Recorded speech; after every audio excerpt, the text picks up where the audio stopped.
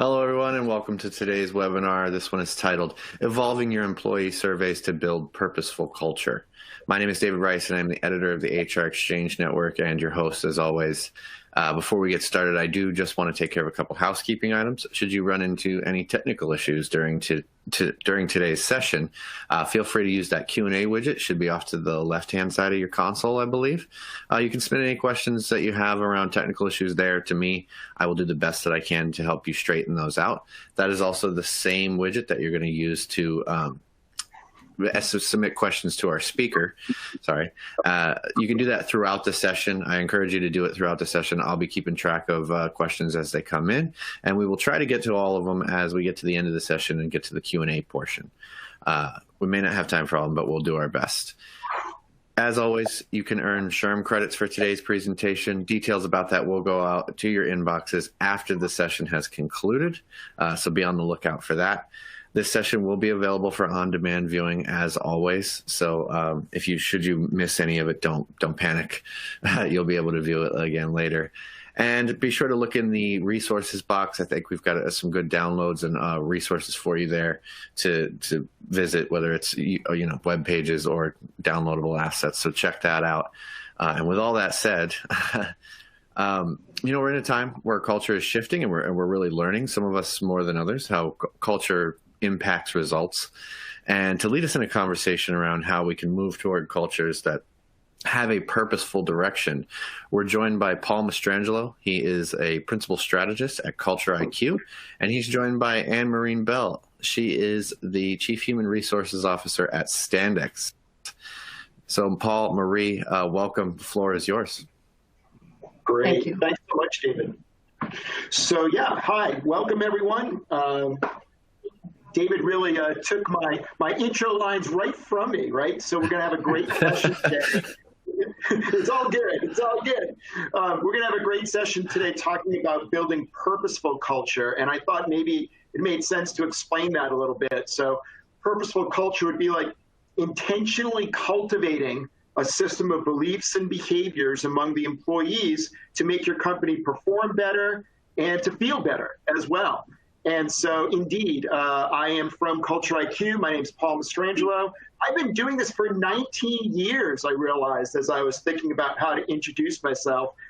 So I am joined by Anne-Marie Bell, Vice President, Chief HR Officer at Standex. Standex is an American multinational manufacturer of food service equipment, engravings, engineering technologies, electronics, hydraulics. You folks do it all. How are you today, Anne-Marie? I'm doing great, and it's really a pleasure to be here. It's a great topic, and I'm really excited to be part of the dialogue. Excellent. And I just realized that I should actually show. There we go. That's what we look like. So indeed, it's really good to be here, and it's really good to have you here as well, Anne-Marie. So thanks so much for joining today. Appreciate it. Thank you. So what we're going to do, just to get the audience sort of warmed up and lead them into where we're going today, we're actually going to ask everyone to do a quick little polling question. So let me push this live. There we go. So if you could, thanks for joining, everyone. Go ahead and just let us know how the pandemic affected your employee survey strategy over the past year and a half or so as we've been going through this. Let's see. It feels like a lot longer than that. I'm with you. I started thinking about when you and I started our partnership together, and I was like, oh my gosh, it was, long ago and far away. Yes, it's another life. Oh, goodness. So go ahead and click on one of those radio buttons. Don't forget to hit the submit button. It's that black button to the lower right, in case that's hidden on your screen. We do have some responses coming in. When we were thinking about this, this to me kind of covers what a lot of folks were talking to us about, and it's going to lead into our story today with Anne-Marie and Standex. I won't steal my thunder yet until we see some of the results of this, but let's just say we started down one path, And then a pandemic happened, and then we went down a completely different path. And that's our story that we're going to go into details. Okay, so let's see if we can show the results here. So it looks like things are pretty spread out. We had the majority of folks saying, yeah, we pivoted. We did things a little bit different. And other folks were saying, oh, no, we actually continued with the course. And some folks say, wait a minute, we got to put the brakes on this. So sure enough, and thanks everyone for giving those responses. So here's why we wanted to ask that, and here's how it connects over to Anne-Marie and Standex. So as I said, a long time ago, 2019, before the COVID, in a place far, far away, Salem, New Hampshire, Anne-Marie and Paul Mastrangelo actually met. And Standex was about to have CultureIQ launch an engagement survey.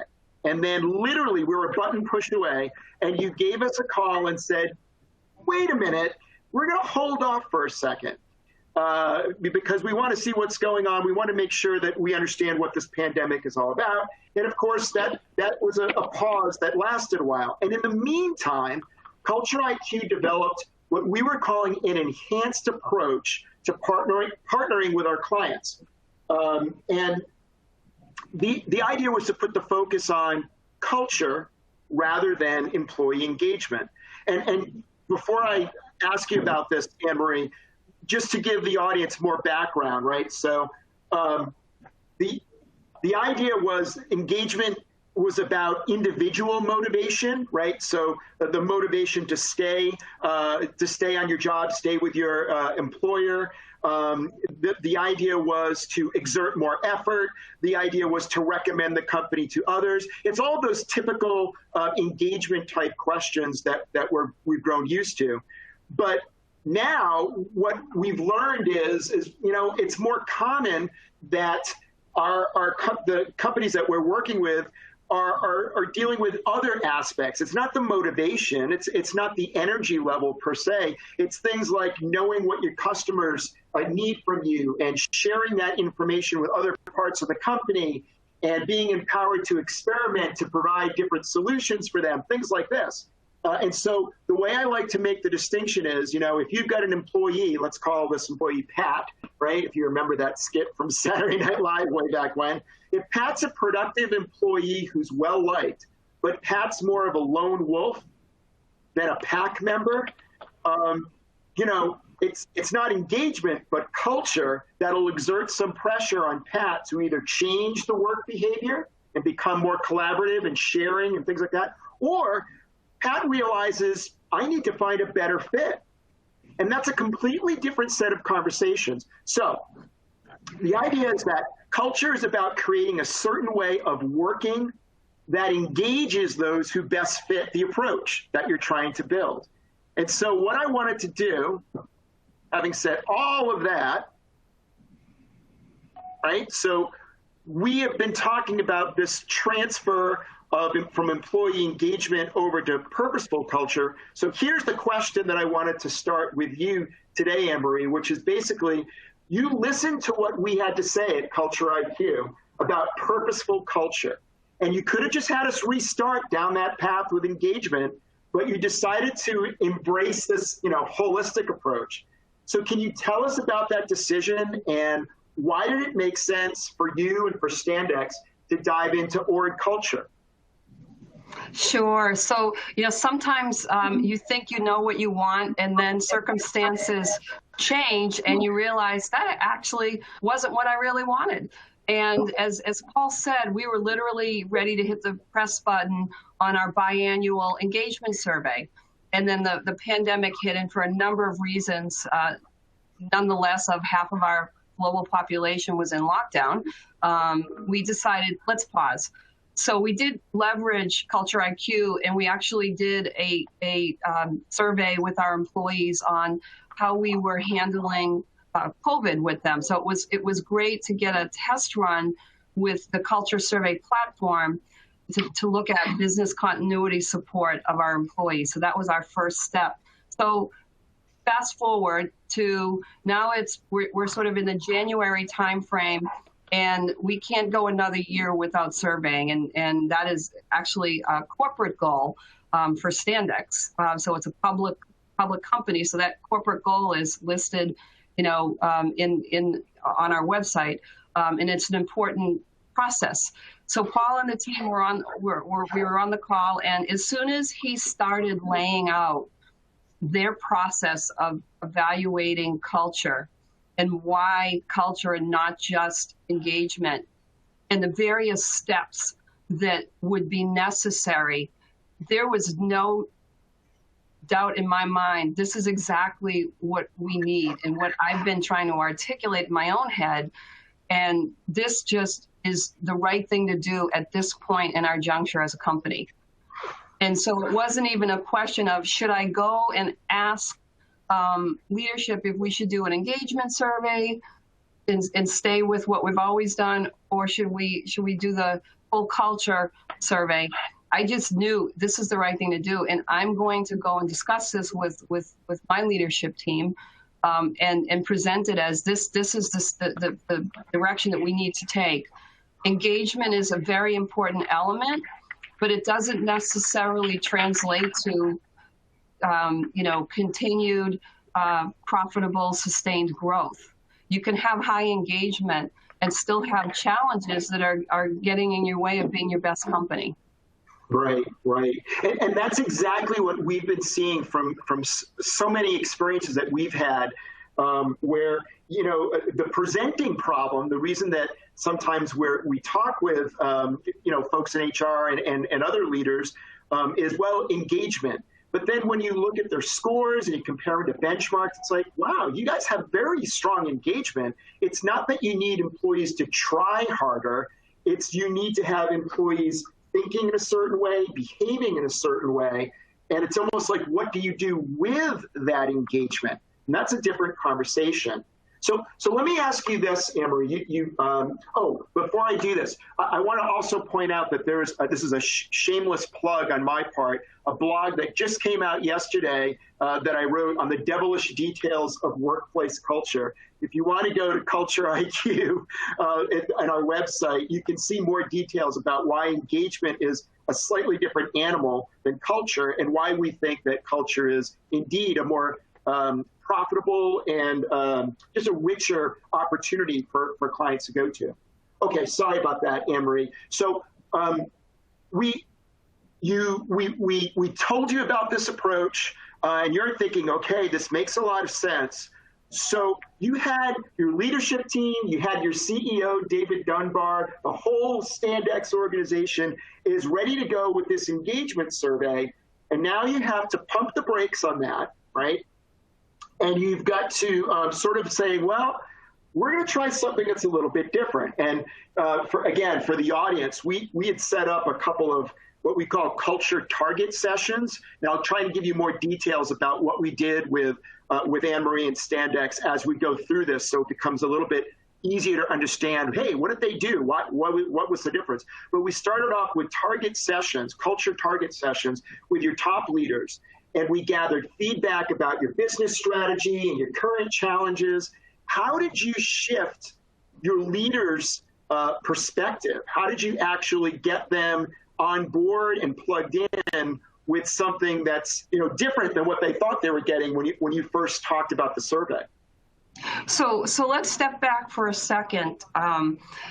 It's important that I share sort of where Standex is in its evolution as a company. So Standex was founded in 1955, and it is a melting pot of acquisitions and acquiring various kinds of businesses. And over the last several years under David Dunbar's leadership, our evolution is to move from a holding company to a high-performing industrial operating company.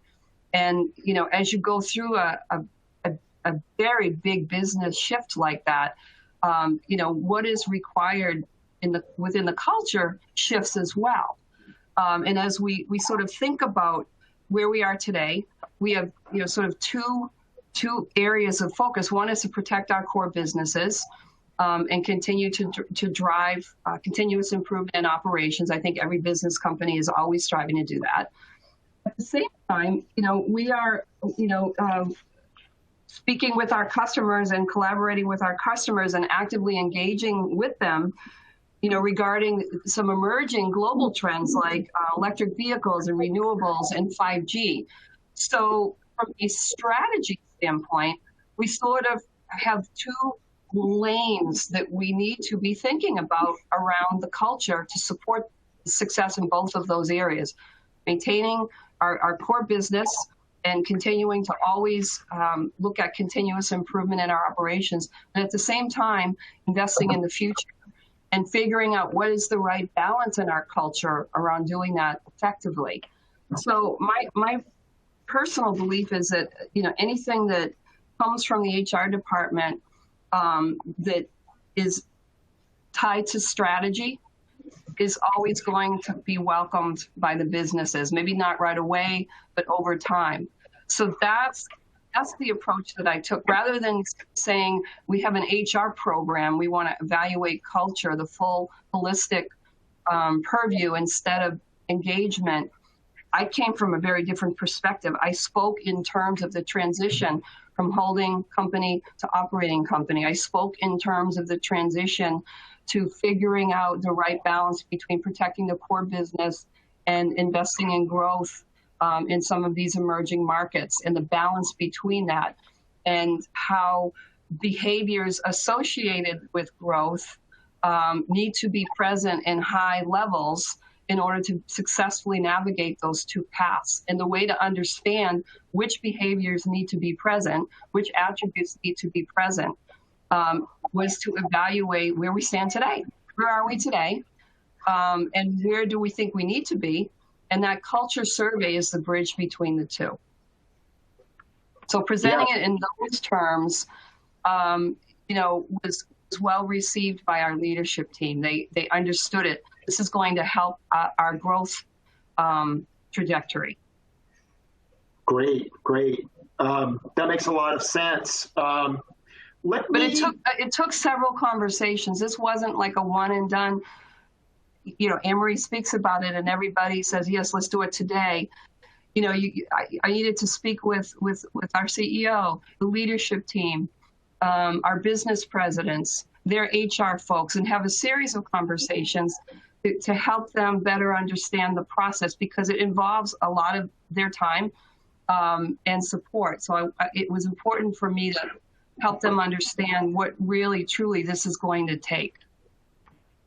Right. And Anne-Marie, you and I, over the past couple of weeks, right, we've been talking about some things that we know, right? We know result, and we know some things from that. But you used a great phrase, and I think we'll probably use it a couple times in our session today, planned ambiguity. I love it, Anne-Marie. I love it. And the idea was that, part of this process is we're not going to know all the answers. We're going to have a plan for getting them, but as soon as you get information, then you start to say, well, what about this and what about that? And it is in that sort of an uncomfortable phase, I guess, where that's when you start to say, well, what do we want? Where are we going? What's our direction? So I love your point about you were able to talk with leaders about something that they knew. We know where we're going. We know what we're trying to do. So it becomes a lot easier to explain it and say, well, let's see what we got and let's make a comparison. That's just, it's brilliant. Well, it's a learning lesson for me. As I've grown in my career, I'm sort of always feeling like I have to have all the answers. And I've learned, no, you don't have to have all the answers. And in the world that we live in today, there's a lot of planned ambiguity and there's a lot of unplanned ambiguity. And so I've shifted my thinking. And even in the early stages of this process, I was clear with leaders and transparent with them that, there's a structure that we're going to follow, but we're going to be tweaking it along the way. There's some unknowns. We're sort of writing this story as we go. But underneath that planned ambiguity is a structure. And, I feel really blessed because I work in a company where transparency is very valued. So it was not hard to be able to sort of lay that out as a foundational element of this process, that we have it's a documented process, but there's going to be some learnings along the way. And, I'll give you an example.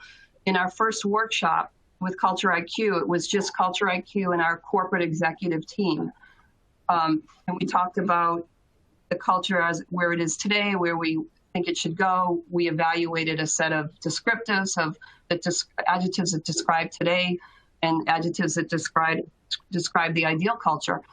And then we had we mirrored that workshop with all, I think, 6 of our business presidents, 5 or 6 business presidents, their leadership team, so about 75 people on a Zoom call, and had a very similar dialogue. And one of the feedbacks that came to us was from the business presidents, and they said, it would have, we think it would have been really valuable to have that first session with the corporate executives and the business presidents, because we're all part of the extended Standex leadership team, and that was really good feedback. So, as we go down the path and go to the next steps of the process, we're going to change some things up because of that feedback. So, being open to, receiving feedback from participants and changing things that make sense to change is important. So, flexibility for this planned ambiguity process is really important.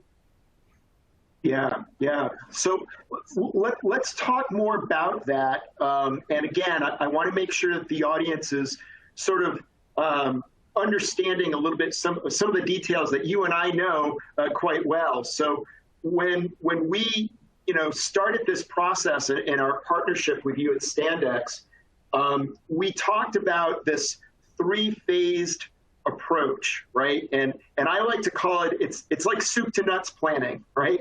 So the first phase is the idea of, we've got to figure out what culture best suits your strategy and your challenges. And we talk about that as defining your why. So why? What is your purpose? And therefore, what's the culture's purpose? Or what should the purpose of the culture be? And so, to your point, the idea of saying, well, if we want this, well, then what do we have? And of course, that's the second phase, this measurement phase, where we can actually quantify, right? And we did this in 2 steps. We quantified something in a baseline survey. This was a sample survey. It was done pretty quickly, if you remember. I think you could back me up on this, Anne-Marie. We did that really quickly. And the idea was to say, hey, before we go into any details, let's just figure out, like, what have they got in terms of, scores that look at dignity and purpose and talent and some of the other dimensions that we spoke about. And so we gathered that, but then we had sort of a second measurement where we now invited everyone within Standex and said, okay, now we're not measuring really for the purpose of a baseline. Now we're measuring because we're trying to figure out what are some root causes of some of the gaps that we saw with the baseline survey, and how can we accelerate that, like we said, that ambiguity, right? How can we figure out, well, what do you mean by this? Do you mean A, B, C, D? Tell us more. And that way we were able to, I hope, accelerate the process of get to recommendations for action. And of course, that's the third phase. And we're just now starting this path with you at Standex, this actioning phase, this idea that we've got to talk about the details of the roles and the steps that are necessary to actually take action, cultivate the culture that you want. So let me go back to you, Anne-Marie. So a couple of things. When you said, well, as part of the process, after we do the workshops, we will do an interim survey or a baseline survey to a third of your population. And then after we get the results back from that'll give us some insights that will help us form the main culture survey that will go out after that. So you may be thinking that we have a massive HR department. We don't. As part of our journey from holding company to operating company, we continuously are building, a great world-class HR organization. We have some wonderful, awesome talent that was with us when we first started this transition from holding to operating 5 or 6 years ago, and we brought on some new talent. So, but we're still building in that area. So we had to figure out very quickly, how can we, make sure the survey gets communicated properly so people know what's going on across the globe. B, how do we figure out how to get the survey to our manufacturing associates, most of whom do not have emails? And we, one of our businesses has a number of small sites across the globe, sites with 10 people in them. So they don't have an HR person. So, this is where teamwork really, really comes in handy. So, working with the global HR community, as I affectionately refer to them as, we figured it out. And, we have one of our local folks here in the corporate headquarters, Corinne Allen. She was sort of the brains behind driving that backdoor process. And, we had to engage help with some of our business leaders to make sure that we were able to get the link out to our manufacturing associates, mostly through cell phone text. So we texted them the link. And then, having to go back and say, okay, now we're going to do another one. That's a lot of surveys happening in the company. But I have to say, when we got the baseline survey back, if we could, show of hands, so sort of, if you think about when we do engagement surveys, we always get scores that are lower, and we don't understand why, because it's just one question. And you sort of then have to go out and do focus groups and dig down into why did people feel this way? With this interim step, you understand pretty quickly where your gaps are starting to show up. So what we were able to do with Paul's help is, Paul and David and I met and went through the gap areas, and we determined, well, in this area, we're going to ask for just feedback and comments. In this area, we're going to give people a choice of items that they can choose 3 of to help us determine, why people are feeling that this area is problematic. So when we got the results for the main culture survey, I'll just throw out an arbitrary example. Let's say we had a lower score around a question on execution. Execution is a big, broad subject. There could be a million things that would contribute to a lower score on execution. We were able to say, of the 12 things that could cause problems in this area, 70% of our employees chose these 3. So now we know these are the root causes, and we accelerate our ability to go after that. Doing it in this format gives you surgical level data and feedback in a way that is easy to present back to the business leaders. They are loving the sort of the clarity around some of these areas. Yeah, you actually reminded me of one of my favorite aspects of the whole process, which is that 1-2 punch that you spoke of, the ability to say, okay, here is what we got for results. In the olden days, I would have actually said, okay, here are the results, and you would have said, well, what about execution? Is it this? Is it that? And this other? And we would have talked about going through comments, and we would have talked about focus groups. And so there would have been sort of this gap, if you will, that we had to sort of bridge before we could actually think about taking action. Now, because of that 1-2 measurement approach, the beauty of it is we could gather more information very quickly. And here's another thing I like about it, Anne-Marie. I don't know if you and I talked about this, but when you invite the entire organization for that deep dive survey, it's almost like now you're highlighting things that they want to talk about, and you want to hear what's going on. So, hey, talk to us about execution. What do you mean? What's going on? So it starts the right conversations, and we haven't even gotten to the actioning phase yet. Yes. It really helps define the issues in very specific terms and not ambiguous terms. And as I mentioned, as I've been talking with the HR leaders for the different businesses that we have, our business presidents are really appreciative of being able to look at the data by site, and understand what are the common themes across all of my business, but we're very specific and getting down to the root cause level before we even start the next phase almost is just such a revolutionary way to do this that saves so much time and effort than, looking back at the old way of doing it. Yep. I'm with you. I like it a lot. It's been great for me as the strategist on my end. I feel I have so much more power to help you. I have so much more information that I can provide. Let me do a couple things. First of all, Anne Marie and I are starring in this little show that we have for you, but we do have some other folks in the background. So Anne Marie works with Corinne Allen. We wanted to give her a shout out for all of her help. And of course, I'm not alone either. Kristen Curlin, Ryan Somerville, some of the folks here at CultureIQ. So we're the folks who started this whole process. We're the inner team in our partnership that made all of this work. So Anne-Marie, I wanted to just ask you quickly, and maybe you've already answered this, so forgive me if I'm asking you to repeat yourself, but what have been some of the highlights so far, right? So we started meeting, and I've got some notes here.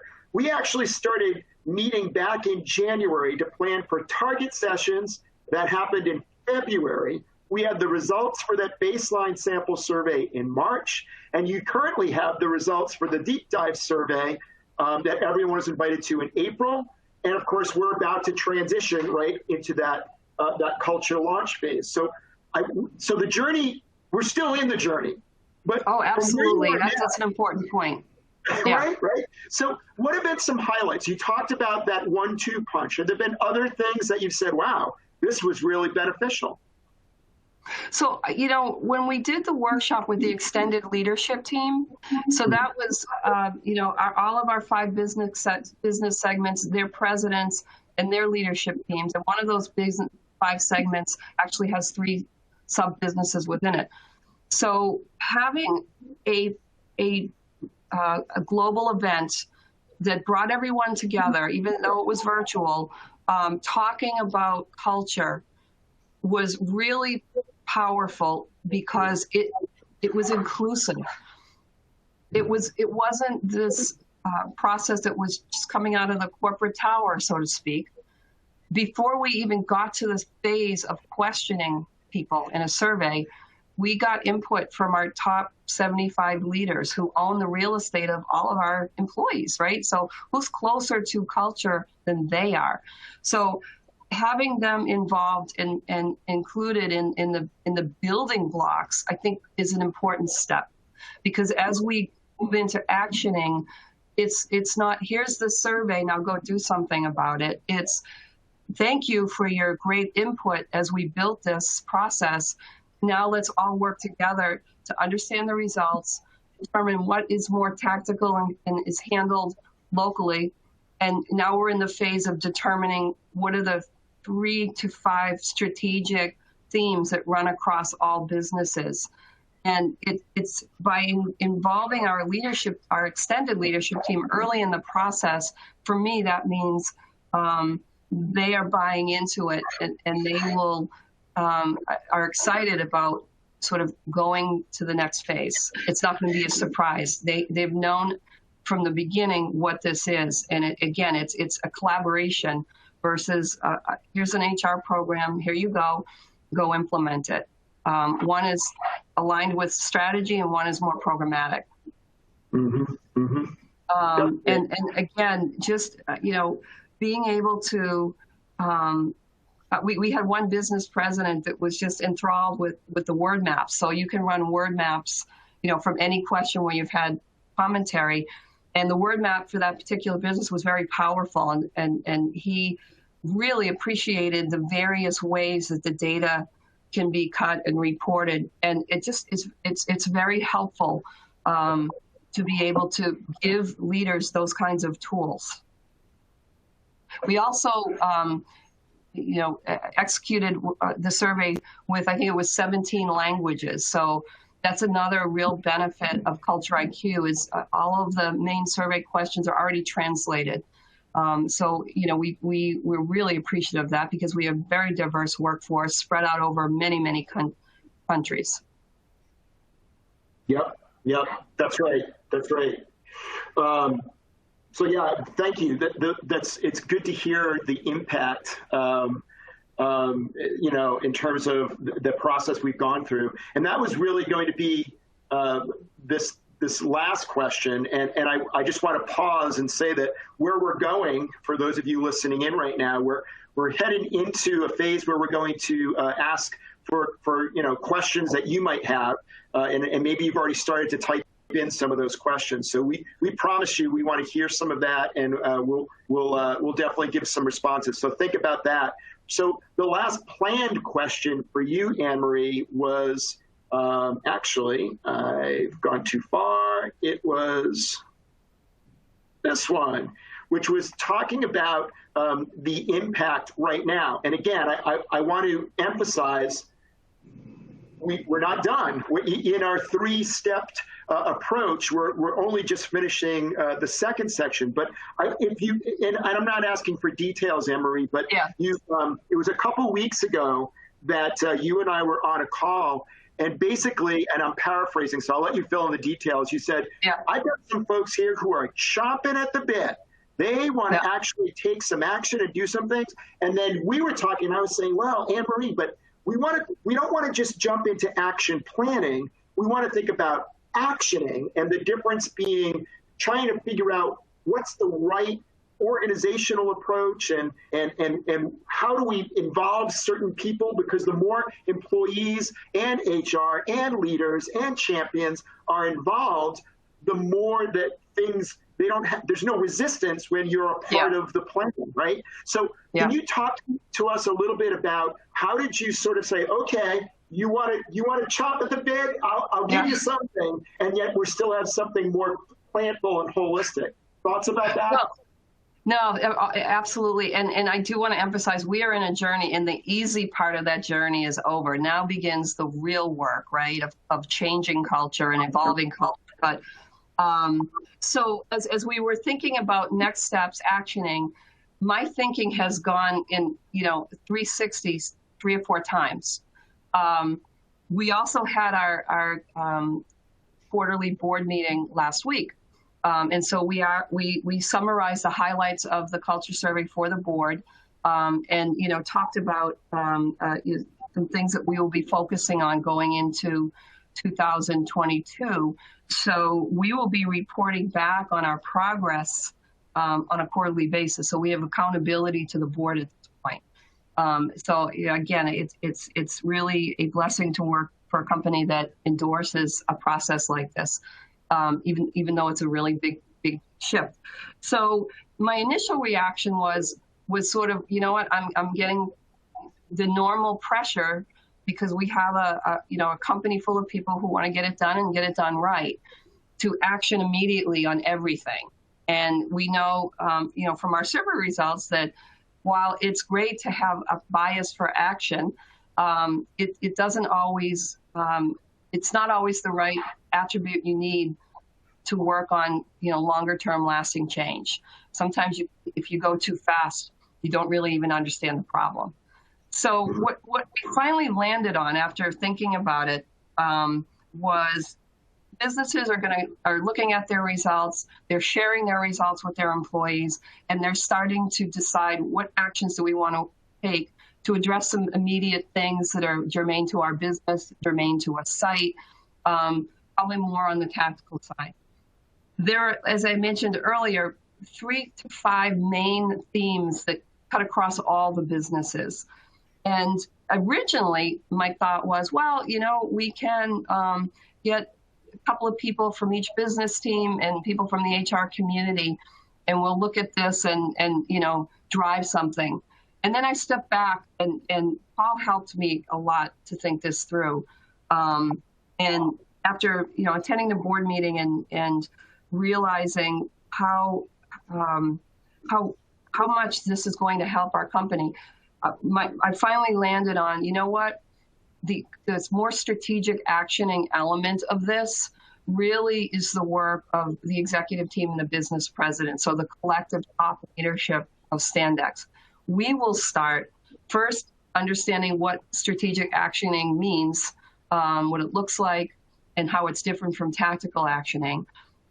We will talk through these 3 to 5 areas that we want to focus on and prioritize, and pick 1 or 2 that we will act as a curator to the organization on to drive change through the course of year 1.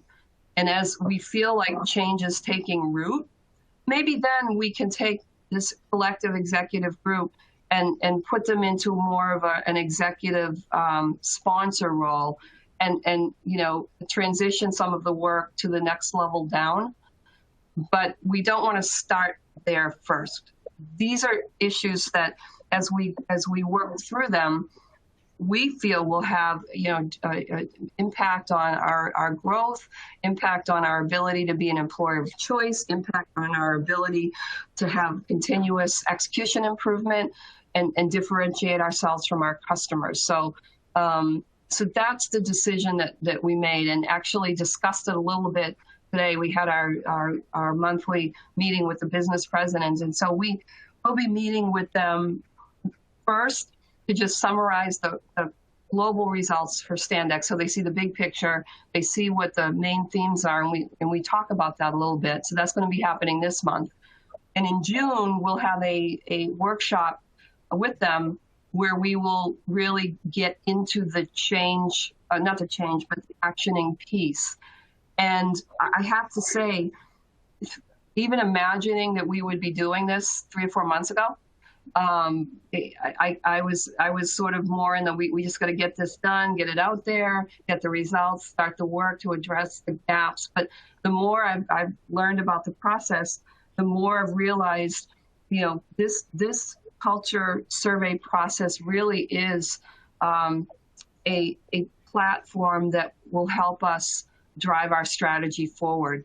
So it deserves, the time and planning that any other business process that we use deserves.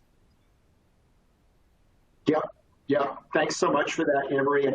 Sorry, I was struggling to keep up with you. I was trying to get what that blueprint looks like. Anne-Marie was referencing an actioning kickoff that's coming soon for them, and it talks about sort of different roles on the left. So the executive team's role, forming a culture action team, the HR function, group leaders, frontline managers, and of course, individual contributors.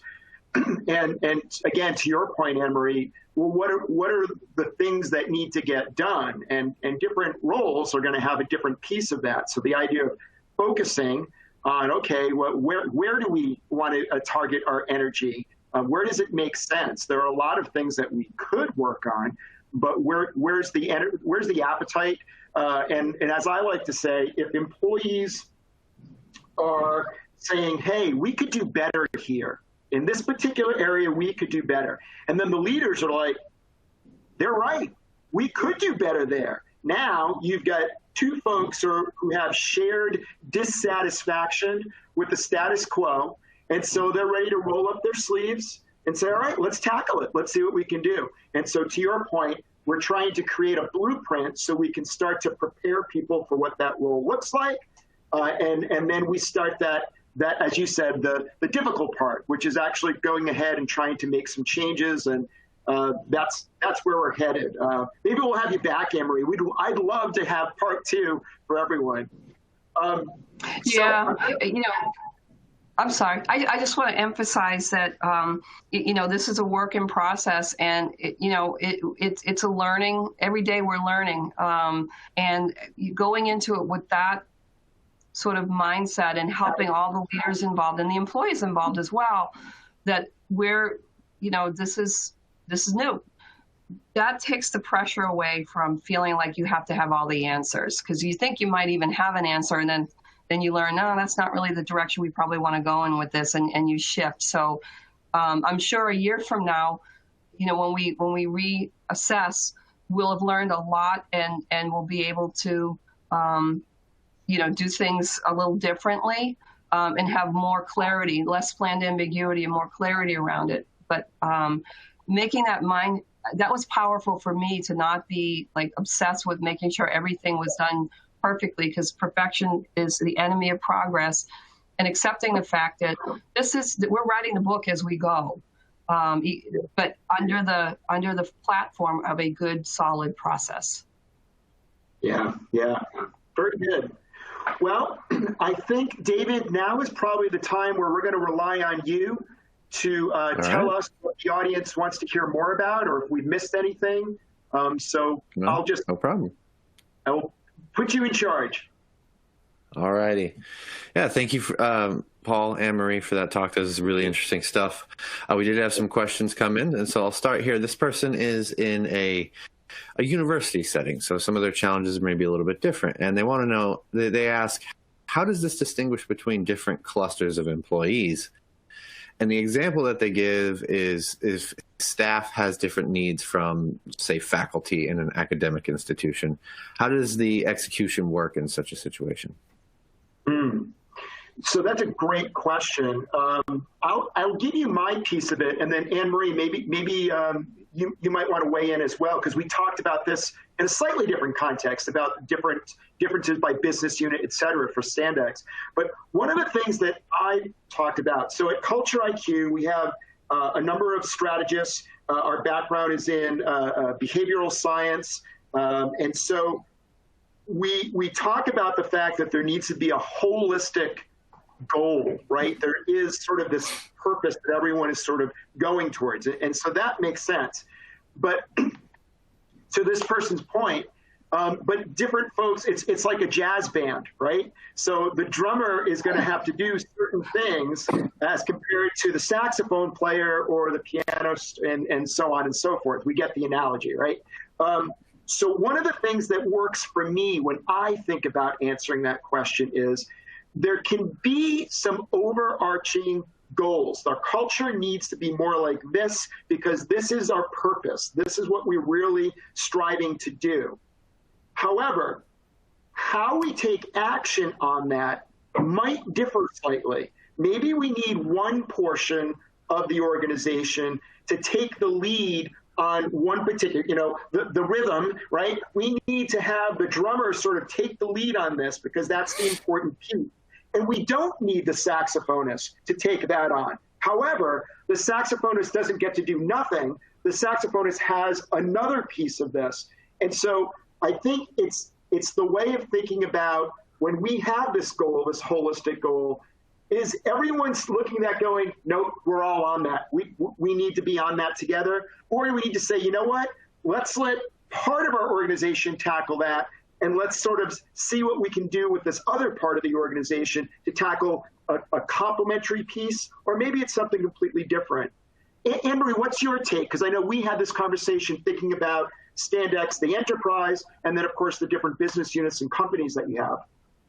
Yes, I think that is a terrific question, and it's probably going to be asked of business leaders that are part of your whether it be an academic institution or a corporation or a nonprofit. We had a similar challenge because we have 5 business segments, but within those 5 business segments are 7 leadership teams and 5 presidents, separate businesses. And we are spread out all over the world. And within sites, we have a manufacturing workforce. We have, R&D workforce. We have an administrative workforce, et cetera. So everybody's needs are different within the site, within a department or function within a site, within a business, within a region. So there's a lot of variation there. So this is where the actioning really helps differentiate that. So where we are right now is all of our businesses have their business results, but the hierarchy of how we set things up gives them access to individual site results, regional results. So they're able to see how one site feels versus another site versus a function, and sort of determine, well, this set of challenges are really germane to this one site. So how they action is going to be very specific to their need.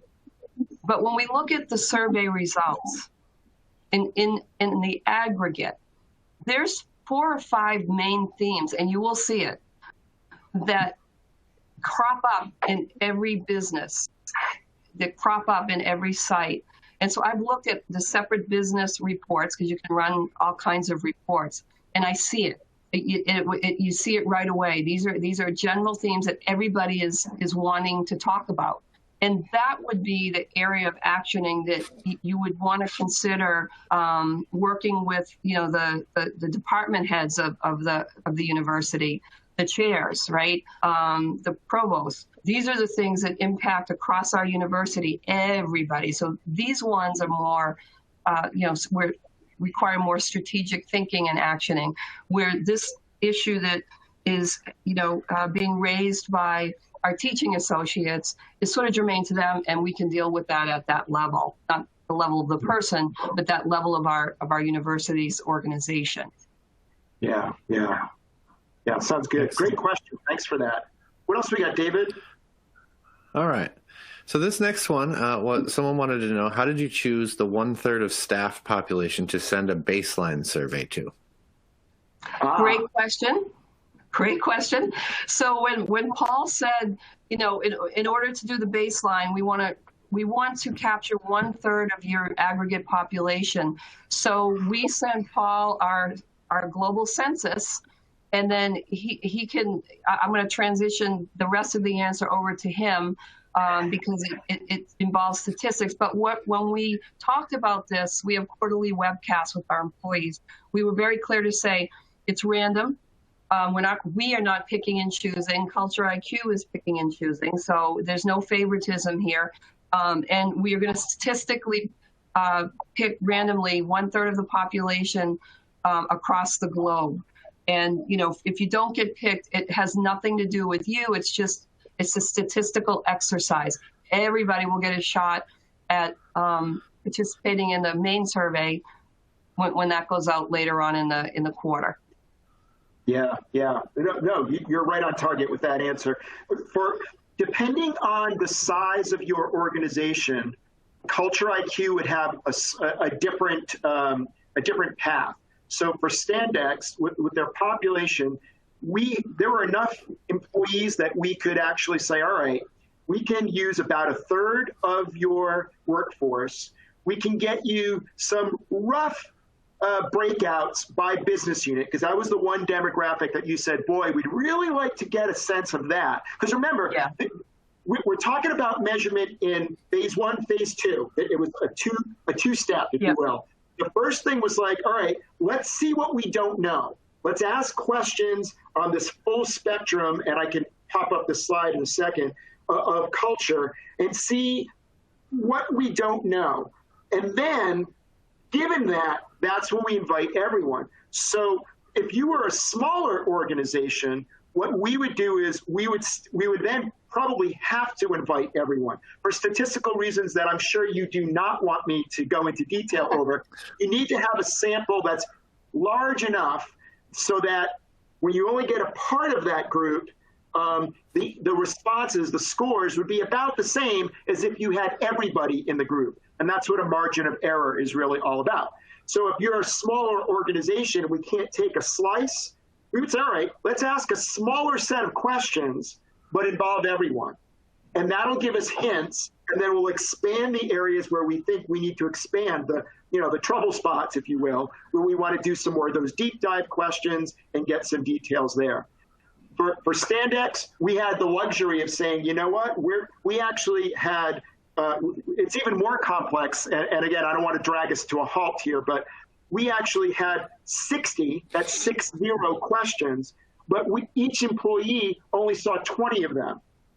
So if one-third of the 1/3 gets 20 questions, a second third of the 1/3 got a different set of questions, and then that last third of the 1/3 got another set of questions. So we were able to give a really broad set of topics so that we could say, all right, now we have a sense. It wasn't super precise. We're not doing this to action plan yet, but we've got our toe in the water, and now we're like, all right, I see what's going on, and that was the deep dive. So that, I hope that's not too detailed of an answer, but that's how we did it.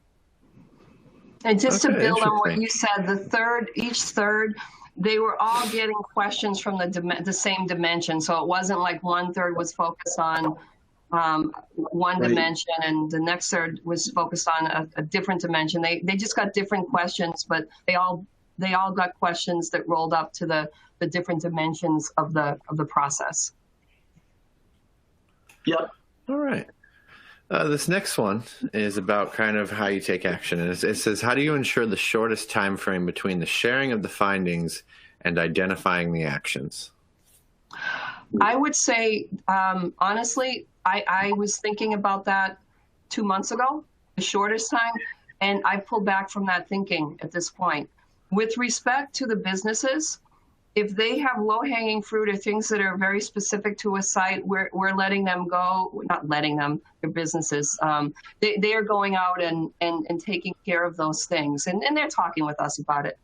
But with respect to the bigger, broader, more strategic areas that we really want to be focusing on, that longer term strategically will help us grow over, the long term, I had to retrain my mind to not want to go right to action. And that's hard, because telling executives who are very action-oriented people, we're going to slow down to go fast later, is not an easy message sometimes to deliver.